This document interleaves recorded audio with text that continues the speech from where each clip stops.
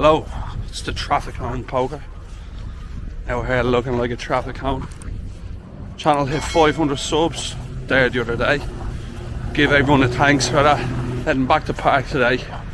Gonna jump into 1-3, try to get back to winning ways. Just got back from a trip to Whistler. It's a ski resort here in Vancouver. We'll pop some footage of that, you'll see a bit in the intro. I'll pop some longer footage at the end if that's a thing. If not, the poker will be up right now. So keep it locked here. Peace.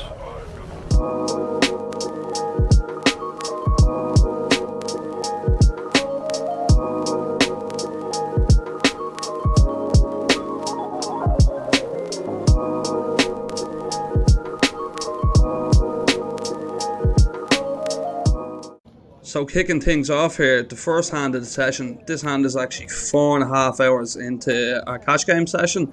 That shows you how I've been the most card dead I've ever been in my life at a poker table. We've had no hands in 4 hours. It's been the most boring 4.5 hours of my life. But we finally pick up a playable hand. There's a limp under the gun. We're under the gun too. We raise it up to $18. The next seat over calls and middle position calls. Gets back to under the gun. It's his very first hand at the table. He just sat in with $300. He decides to go for the old limp raise and raise it up to $60. This is usually pretty strong, but unfortunately for him, he found us on the day where we've been so card dead at the table. We want to just get into the mix. It's probably a bad call. It's definitely a bad call, but we've got our machete packed. We're going to head into the jungle and play some street poker. We decide we ain't going to fold this time. We flick in the call. It brings in the two lads behind us, and we end up going 4 ways to a flop. And it comes down a good one. Probably the best flop we could have hoped for without making a hand. Comes Queen 8-9 with 2 hearts. We flop the second nut flush draw, a good shot to the nuts, and we have an overcard as well. Couldn't ask for anything more when we decide to jump in the mix with this hand.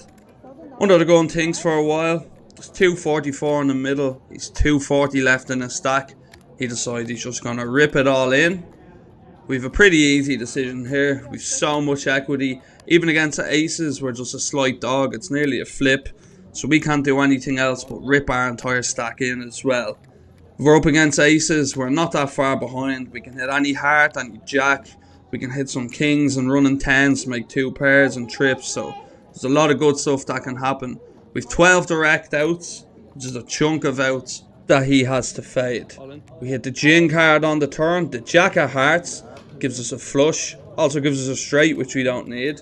We're unfortunate that the 9 isn't a heart, because if it had been, we would have had a straight flush and probably hit the high hand for the day and won an extra 2k. But we'll take what we're given here. He shows us aces. He's dead on the turn. And we scoop a nice $724 pot. So we look down at a pretty hand under the gun. Jack 10 of clubs. This is going to be nice for a raise. We bang it up to $15. The next seat over calls and the big blind calls. We're going 3 ways to a flop. Just 45 in the middle and it comes down. Jack 9-4 rainbow. Checks to us. I think with top pair, okay kicker here. A hand is vulnerable to some overcards, so we don't want to just do the usual 1/3. We size it up a bit more and bet 25. The next seat over folds and the big blind sticks around. Turn comes 6 of spades, bringing in a backdoor flush draw. He checks to us again. Now here on the turn, I think we're probably going to want to check back Jack 10. I think if we had Ace Jack or King Jack, we'd definitely double barrel. We'd probably start looking for 3 streets with these hands. But when we have Jack 10, sometimes we can value on ourselves against a better Jack. So I don't think it's strong enough to get 3 streets. I think we want to have some jacks that we check back, so this looks like the prime candidate. If he checks again on the river, we'll be very confident we have the best hand and we can comfortably go for some value. So we check it back, and the river comes to Jack of Hearts. We've now made trips. After he checks to us again, we're super confident now we've the best hand. We're definitely going to go for some value. It's just what size do we want to go? Well, I think if we had a hand like Ace King or Ace Queen or King Queen, well, we probably barrel King Queen on the turn, so not King Queen. But with these hands, after he checks twice, we're going to want to bluff and take him off a hand like 9s, maybe a pocket pair. That's not going to be able to withstand the heat. So when we're going to be bluffing these hands, we obviously want to be betting our trips. We're going to choose a big size. We're going to use a polar size here. So we bet 90 into 95. I think if we had a hand like, say we had ace-9 suited and we were going for value on the river, we'd choose a smaller size. So with some of the weaker bluffs, we could bluff a small size. But when we're going polar here, we want to have basically be just betting like trips for value, and then we want to have some bluffs, so we want to choose a big size. I think we can even choose an overbet size sometimes and try getting to hero with a 9. He will probably think we have some ace kings, ace queens that miss. When he checks twice, we're going to just try take him off the hand. So we're hoping he gets curious and looks us up, but after a long time in the tank, he eventually sends the cards into the muck to our disappointment, and we don't get paid on the river with trips. Under the gun opens 15, the hijack calls, and I look down at the snowmen in the cutoff. We call as well, and the big blind comes along. We're going 4 ways to the flop, the 60 in the middle, and it comes 5-5-4 rainbow. So we have an overpair here. Everybody decides to check, so we're definitely going to want to bet here for value. Our hand needs a lot of protection. There's a lot of overcards that can come that are bad for us. Just getting a hand like Jack 10 off the fold is a good result. It has 6 outs against us twice, so we're going to bet here. We size up to $40 when generally I think in multi-weight pots smaller sizes are better, but we decide to go with a bit of a bigger size to protect our hand, get some value. The big blind then decides to raise to $100. He only has 200 in his stack, so once he raises half his stack, don't think he's ever bluffing. I think he just always has a 5. I think if he had 6-7, he might even just shove that sometimes, and it's kind of the only hand we beat. It has decent amount of outs against us, even though we blocked the 2 8s, but don't see this ever as a bluff. He's done nothing this session to make me think that he's bluffing, so we just send our cards into the muck. So in this hand, we end up getting into a tangle with a player we end up having a couple of battles with in this session. He's definitely a fun player. He likes to splash around. He leads in a lot of spots. He's been blasting off quite a bit. So when the button straddle is on and he opens the low jack to 16, playing a stack of 150, it's not much more than 25 big blinds. We look down at pocket jacks, the next seat over. We're pretty happy here. This is a nice spot against him with a short stack. We 3-bet up to 45. Small blind decides to come along with us as well, and he calls. We go 3 ways to a flop. There's 1-3-5 in the middle. Comes 9-7-3 rainbow. Perfect flop for jacks. Our overpair is going to be good here almost all the time. And the low jack decides to lead into us for 55. He's been doing this a lot all night, where he'll call pre and then just lead out with totally random hands. Think we're just going to call here. We're confident we've the best hand. We can let the small blind come along. I don't see any point in raising yet. He's only 50 behind when we call the 55, so he might just stick it on in the turn. So we're just going to call, see what the small blind does. But the small blind gets out of the way. Turn comes another 3, pairing the bottom card, and he checks.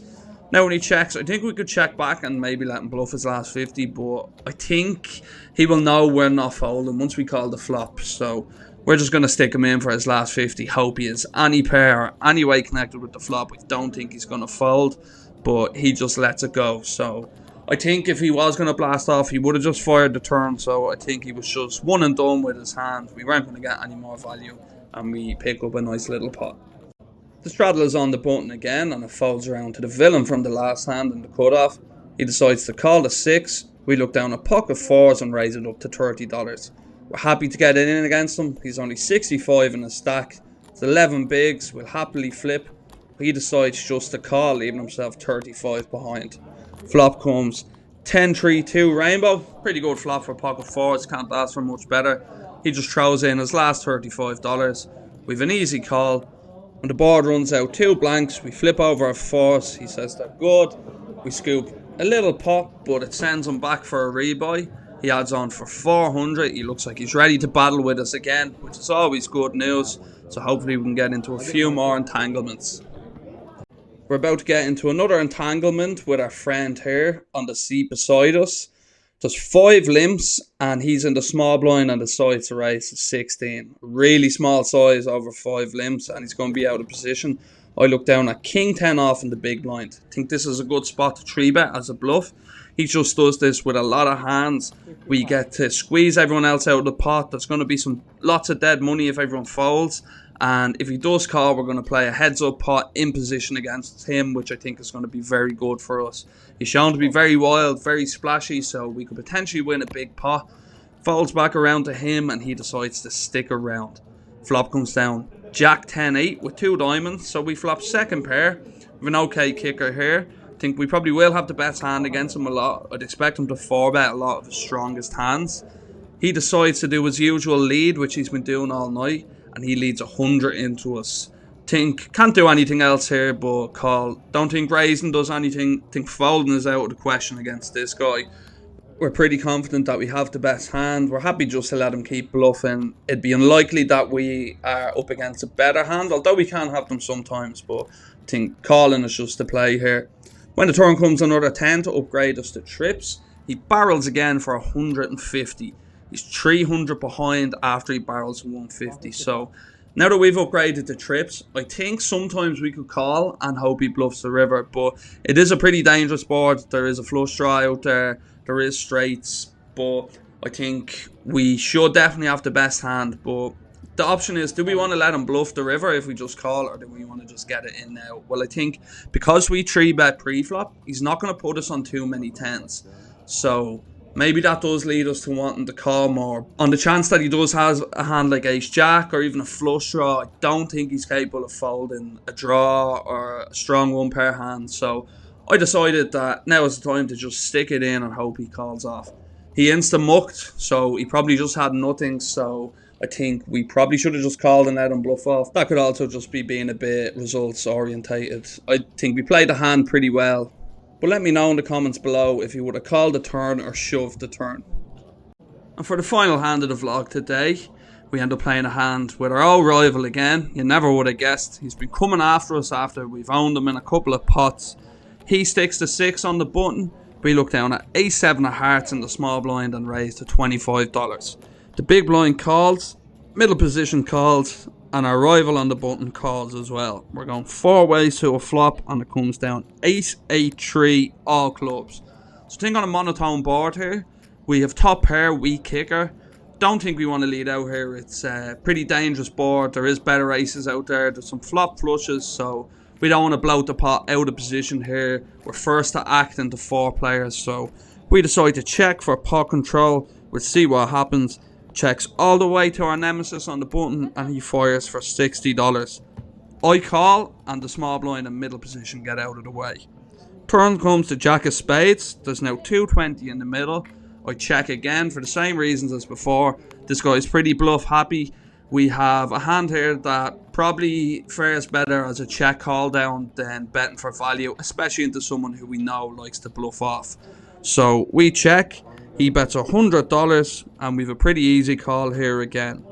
River now comes to 2 of hearts. It's complete blank. There's 320 in the middle. I think we're going to continue what we've planned the whole time with this hand. I think we just check. He's going to just keep blasting off. Yes, we might be beat sometimes. He might have a better ace. He could have a flush, some random 2 pairs. But against this guy, I'm happy to just check. He'll probably bluff it off to us. We should have the best hand a lot of the time. Yes, sometimes we're beat, but when he bets 154, not going to do anything else other than call. We call and just turn over a hand instantly, figuring it's more than likely the best hand, and he just sends him into the muck. So we battled hard with him all day. We came out on top, but he was a pretty fun player for the game. He liked splashing around. He wasn't afraid to bet, so happy to play with some wide players. It's definitely better than playing with the players who just sit back and do nothing. So hopefully we get to battle him again. He might get a chance for some payback. That's going to wrap up the vlog. If you haven't subscribed already, please subscribe, give the video a like, and I'll see you now in the outro.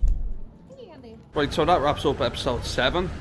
Good to finally get back into the winning books after 2 pretty rough sessions. We were into the game for $500, out for $11.50 for a total profit of $650. So if you haven't subscribed yet, please smash the like button. It really helps out the channel. And going forward, I think we're going to make a schedule. So probably from not next week, but the week after, I hope to upload 2 vlogs a week. Every Monday and every Thursday is the plan. We'll do 1 2-5 vlog and 1 1-3 vlog. And if any ski footage and stuff is your thing, stick around after this. I'll put some at the end. If not, see you on the next one. Peace.